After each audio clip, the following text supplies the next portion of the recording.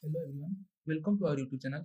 Here question is given two coaxial conducting cylinder of same length L with radii root 2r and 2r. Inner radius is root 2r, outer radius is 2r. The charge on the inner cylinder is Q and the outer cylinder is grounded here.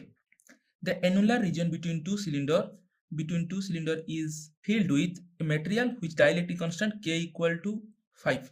Consider an imaginary plane of length L at a distance r from the center of the common axis of the cylinder, which is passing through the cylinder. This plane is parallel to the axis of the cylinder. This is the common axis of the cylinder, and that plane is parallel to that common axis. Ignore the edge effect. Find the flux through the plane. So we have to find out the flux through the plane. Here we have seen these two are the coaxial cylinders, and in between two cylinders filled with the dielectric material of dielectric constant K equal to 5. So inside that two cylinder there is a hollow space. So only flux exists. This is the top view. Only flux exists here for the plane and in the downward here for the plane. So we have to calculate the flux through that plane. So what we have to do, in this type of numerical problem, we have to choose a small element over here, then integrate, then we can easily find out the flux. For calculating the flux in the upper part of that edge of this plane, I have chosen a small element along y directions. That is, let's say dy. Actually, what is the scenario over here? These are the two coaxial cylinders. Let's say this one is one cylinder, another one is this. These two cylinders have common axis. Let's say this is the axis. This is the two cylinder. This is the two cylinder.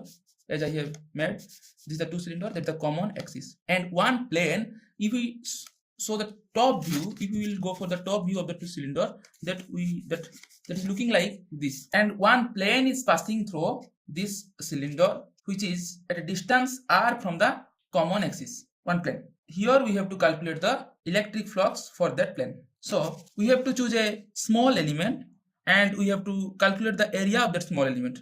Let the small element length is given L and we have taken that small element dy, the area will be L dy. Clear? And as you have seen that inner space of the cylinder is given plus Q charge and outer surface is grounded. That means outer face is the electric charge is 0. For that plus Q charge, here we have seen another induction of minus Q charge in that inner surface. So calculating the flux, we have to take the radial electric field component. This is the radial electric field component over here for plus Q charge. As we know that electric field always outward from the positive charge. These are the electric field lines over here. Let us take the one electric field lines and the small area, let the area vector in that direction. Then the angle between electric field and area vector will be theta. Let me calculate the electric flux for that part that is exactly similar to that part also. Let once we calculate for that electric flux, if we multiply 2 with that electric flux, we can easily get the total electric flux. So let's go for the calculation part. Let me take that small section over here. So the small electric flux will be there.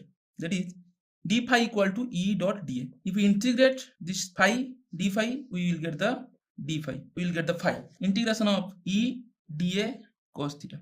The area of small part will be L dy and the electric field for the hollow cylinder, the formula for the electric field at a distance r, from the center of the hollow cylinder will be sigma root 2 r epsilon naught. dA is L dy cos theta as it is. Here we have to see what are the variable parts. Here dy always changes if we go further from the surface. Also the r increases if we go further from the center. If here is dy, r is here.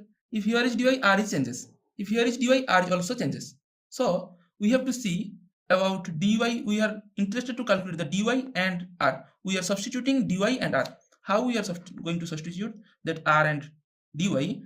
Let's say this is the angle theta and r and this one is capital R. If we draw this one, this triangle here, this is the theta, this is r, and this one is y. Tan theta equal to y by r, y equal to r tan theta, dy equal to r sec square theta d theta. In similar fashion, if you go for the larger triangle, in similar fashion, cos theta equal to r by r, r equal to capital R by cos theta. So substituting the value of R and dy in above equation, we will get integration of sigma root 2 R divided by epsilon naught into L into 2 for the smaller part also simultaneously we are going for calculation, then divide by 5. Why this is divided by 5? Because of the dielectric constant A equal to 5. dy, instead of dy, that can have the 2 by 5.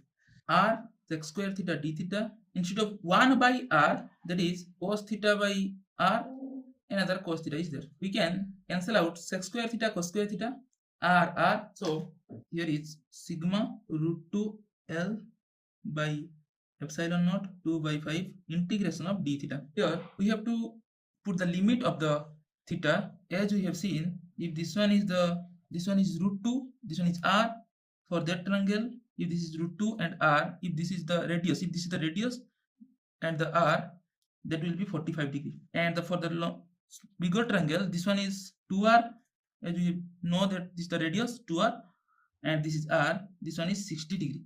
That means this is pi by 3, this is pi by 4.